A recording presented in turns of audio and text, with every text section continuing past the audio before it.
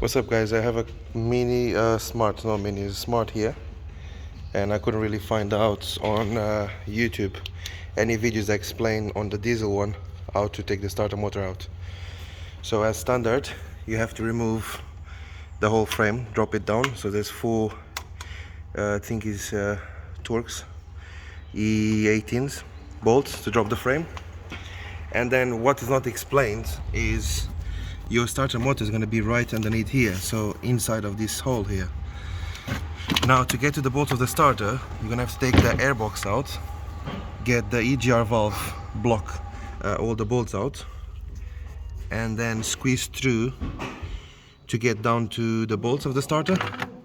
And then once you do that, you'd need to then remove your belts and everything from the side, and you need to remove the AC compressor, because otherwise this starter is not coming out. And I couldn't find anyone to explain this, so I thought I might as well just do the video for that.